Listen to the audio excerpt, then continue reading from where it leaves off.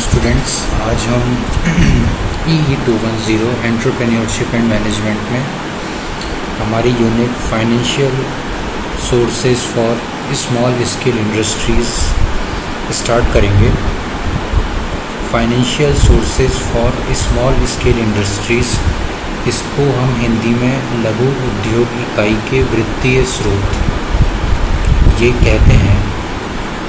कोई भी लघु उद्योग इकाई जो होती है उसको स्टार्ट करने से पहले हमें जो वित्तीय स्रोत हैं, कहाँ से हमें वित्तीय स्रोत स्थापित कर सकते हैं, इसके बारे में हम इस यूनिट के अंदर चर्चा करेंगे। तो इसमें जो सबसे पहली चीज़ हम पढ़ेंगे वो ये पढ़ेंगे कि various institutes providing loans for industries. अलग अलग जो संस्थाएं हैं वो जो लोन प्रोवाइड करती हैं इंडस्ट्रीज़ को वो देखेंगे। वेरियस टाइप्स ऑफ लोन्स, यानी कि लोन कितने प्रकार के होते हैं वो देखेंगे। और जो सब्सिडीज़ दी जाती हैं लोन्स पर, उसके बारे में भी हम इसमें चर्चा करेंगे। तो हम स्टार्ट करते हैं इंट्रोडक्शन। आधुनिक युग के व्यवसाय उद्योग की सफलता में समुचित वित्तीय व्यवस्था की भूमिका बहुत महत्वपूर्ण है। तो जो अभी युग चल रहा है, इसमें हम देखें तो कोई भी उद्योग या व्यवसाय है तो उसमें जो वित्त की व्यवस्था है या जो मनी का मैनेजमेंट है, उसका जो रोल है वो बहुत ही ज़्यादा इम्पोर्टेंट है। व्यवसाय छोटा हो या बड़ा, श्रम प्रधान हो या पूंजी प्रधान, उसे सफलतापूर्वक तभी चलाया जा सकेगा जब उसके पास वित्त व्यवस्था इस प्रकार की गई है कि वित्तीय साधन पर्याप्त मात्रा में आवश्यकता अनुसार उपलब्ध हो सकें। तो जो वित्त की व्यवस्था है वो हमें इस प्रकार से करनी होगी कि जो वित्तीय साधन है वो पर्याप्त मात्रा में और जब भी हमें आवश्यकता हो तो वो तुरंत उपलब्ध हो सकें। यह एक सर्वविदित तथ्य है कि लघु उद्योग निर्माता की प्रमुख चिंता उद्योग प्रारंभ करने के लिए पूंजी प्राप्ति अथवा पूंजी व्यवस्था करने की है। तो जो भी कोई लघु उद्योग निर्माता है उसकी जो प्रमुख चिंता है वो ये है कि कोई भी उद्योग प्रारंभ होगा तो उसके लिए पूंजी कहाँ से आएगी, या जो पूंजी की व्यवस्था करनी है वो किस प्रकार से करनी है। तो जो अधिकांश उद्यमियों के पास तो केवल अपनी योग्यता एवं चातुर्य की एकमात्र संपत्ति होती है। उन्हें न केवल मशीन एवं उपकरण खरीदने हेतु बल्कि कच्चा माल खरीदने के लिए भी वित्तीय सहायता की आवश्यकता होती है। तो वो जो उद्यमी है उसको मशीन है, उपकरण है, कच्चा माल है, तो ये जो चीज़ें हैं इनको खरीदने के लिए वित्तीय सहायता की बहुत ज़्यादा आवश्यकता होती है। लघु उद्यमी बड़े पैमाने के उद्योगों की भांति पूंजी बाजार से अंश एवं ऋण पत्र के निर्गमन द्वारा भी पूंजी नहीं प्राप्त कर सकते। लघु उद्यमी जो हैं ये बड़ी उद्योग की जो पूंजी बाजार से अंश एवं ऋण पत्र के निर्गमन द्वारा जो पूंजी प्राप्त कर सकते हैं वो केवल बड़े उद्योग ही कर सकते हैं। लघु उद्यमी इस तरह से पूंजी जो है वो प्राप्त नहीं कर सकते, क्योंकि इनके संगठन का आकार छोटा और जो लाभों की मात्रा है वो काफ़ी कम होती है। अतः लघु उद्योग की इस समस्या के समाधान हेतु सरकारों ने, जो कि दोनों ही है केंद्रीय एवं राज्य सरकार, विभिन्न योजनाओं के अंतर्गत लघु उद्यमियों को ऋण एवं अनुदान प्रदान करके औद्योगिक विकास को बढ़ावा देते हैं। तो जो सरकारें हैं वो इस समस्या के समाधान के लिए लघु उद्यमी के लिए विभिन्न योजनाएं जो हैं वो लाती हैं और उसके अंतर्गत लघु उद्यमी को ऋण और अनुदान प्रदान करके उनका जो इंडस्ट्री है उसको बढ़ावा देने में मदद करती हैं। इसमें जो सबसे पहली राजस्थान के अंदर अगर हम देखें तो लघु उद्योग को औद्योगिक वित्त प्रदान करने के निम्नलिखित जो स्रोत हैं वो उनमें सबसे जो बड़ा स्रोत है वो है राजस्थान राज्य वित्त निगम। इसको हम इंग्लिश में राजस्थान स्टेट फाइनेंस कॉरपोरेशन कहते हैं। राजस्थान राज्य वित्तीय निगम की स्थापना राज्य वित्तीय निगम अधिनियम 1951 के अनुसार 17 जनवरी 1955 को की गई। तो इसकी जो स्थापना है वो 17 जनवरी 1955 को की गई थी और इस निगम ने 8 अप्रैल 1955 से इसका जो कार्य है वो प्रारंभ किया। राजस्थान राज्य वित्तीय निगम का केंद्रीय कार्यालय जयपुर में है। इसका जो केंद्रीय कार्यालय है वो जयपुर में है और इसके 7 क्षेत्रीय कार्यालय हैं, जिसमें जयपुर है, बीकानेर है, जोधपुर है, उदयपुर है, अलवर है, अजमेर है और कोटा है। तो ये इसके 7 क्षेत्रीय कार्यालय हैं। इसके अलावा इस निगम की 37 शाखा कार्यालय भी हैं। अब इसका निगम का उद्देश्य क्या है हम वो देखते हैं। राजस्थान राज्य वित्तीय निगम की स्थापना का मुख्य उद्देश्य राज्य में उद्योगों को आर्थिक सहायता प्रदान करना है। तो इसका जो मुख्य उद्देश्य है वो ये है कि राज्य में जो भी उद्योग हैं उनको आर्थिक सहायता किस प्रकार से प्रदान की जाए, ये है ताकि राज्य की तीव्र गति से औद्योगिक विकास हो सके, जिससे कि जो राज्य का औद्योगिक विकास है वो तीव्र गति से हो सके। निगम ने न केवल कार्यरत उद्योगों को आर्थिक सहायता प्रदान करता है वरन नवीन उद्योगों की स्थापना में भी महत्वपूर्ण सहयोग प्रदान करता है। तो ये जो कार्यरत उद्योग हैं उनकी तो सहायता करता ही करता है, साथ में जो नवीन उद्योग हैं उनकी स्थापना में भी ये बहुत ही ज़्यादा महत्वपूर्ण सहयोग जो है वो प्रदान करता है। तो ये इसका प्रमुख उद्देश्य था। अब हम इसके कार्य देखते हैं। राजस्थान राज्य वित्त निगम के प्रमुख कार्य निम्नलिखित हैं। जैसे इसके मुख्य कार्य जो हैं वो हैं राज्य की विभिन्न औद्योगिक इकाइयों को दीर्घकालीन ऋण प्रदान करना है। तो सबसे पहला जो इसका कार्य है वो ये है कि जो भी औद्योगिक इकाइयां हैं उनको दीर्घकालीन ऋण प्रदान करने का है। उसके बाद विभिन्न औद्योगिक इकाइयों द्वारा अन्य संस्थाओं से ऋण लिए जाते हैं, तो निगम ऐसे ऋणों को गारंटी देने का कार्य भी करता है।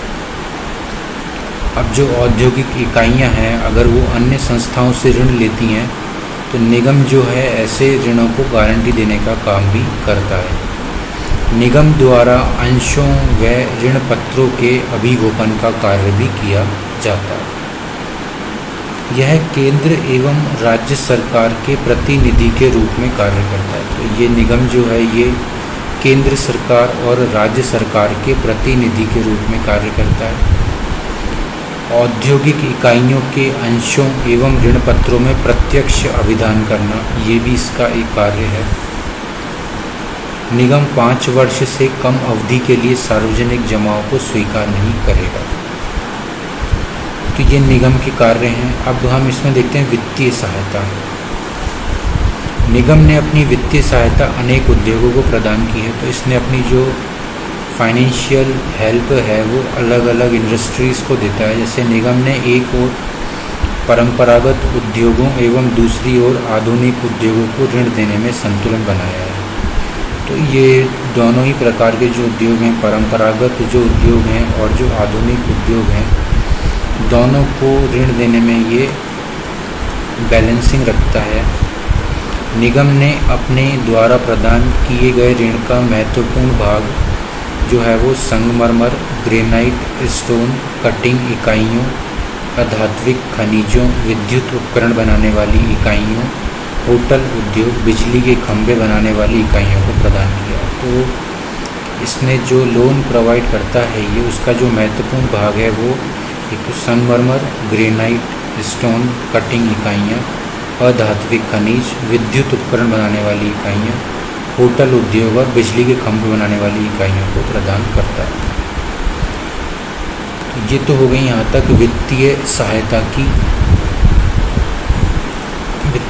तक। इसके बाद जो ये अलग अलग प्रकार के लोन प्रोवाइड करता है या जो वेरियस लोन स्कीम्स हैं, विभिन्न ऋण योजनाएं, उसमें जो पहली तरह की स्कीम है वो है नॉर्मल टर्म लोन या सामान्य अवधि ऋण।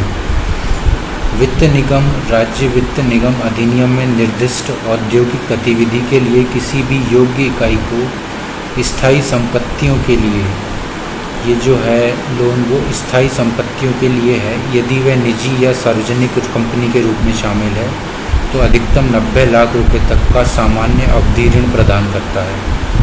और यदि वह एकाकी व्यापार साझेदारी फर्म के रूप में संगठित की गई है तो अधिकतम 30 लाख रुपए तक का ऋण ये स्वीकृत कर सकता है।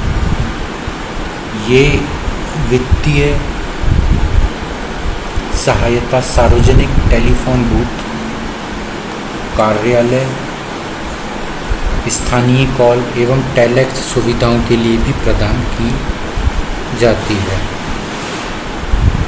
किंतु ऋण प्रदान करने वाली संस्था की परियोजना लागत 5 करोड़ रुपए से अधिक नहीं होनी चाहिए।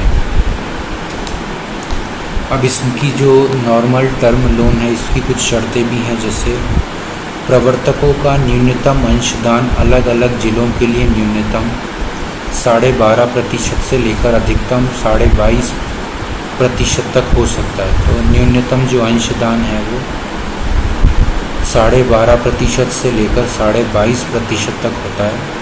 ऋण स्वामी पूंजी अनुपात डेब्ट इक्विटी रेशो 10 लाख रुपए तक के ऋण के लिए 3:1 तथा 10 लाख रुपए से अधिक के ऋण के लिए 2:1 होगा। ये इसकी दूसरी शर्त है। इसकी जो तीसरी शर्त है वो ये है कि ऋण का पुनर्भुगतान हमें 10 वर्ष की अवधि में करना है। इसकी जो चौथी शर्त है वो ये है कि मियादी ऋण अलग अलग मार्जिन पर 12% से 19.75% ब्याज दर पर उपलब्ध कराया जाता है। अनुसूचित जाति जनजाति, भूतपूर्व सैनिक, विकलांग, महिला, तकनीकी योग्यताधारियों के लिए मार्जिन व ब्याज दर में रियायत दी जाती है। 50,000 रुपये तक के ऋण जिला उद्योग केंद्र, 10 लाख रुपए तक के ऋण जिला स्तरीय जिला ऋण परामर्शदाता समिति तथा इससे अधिक राशि के ऋण वित्त निगम मुख्यालय पर स्वीकृत किए जाते हैं। तो जो अलग अलग राशि के ऋण हैं वो अलग अलग लेवल्स पर स्वीकृत किए जाते हैं। तो ये हमारा नॉर्मल टर्म लोन था या सामान्य अवधि ऋण था।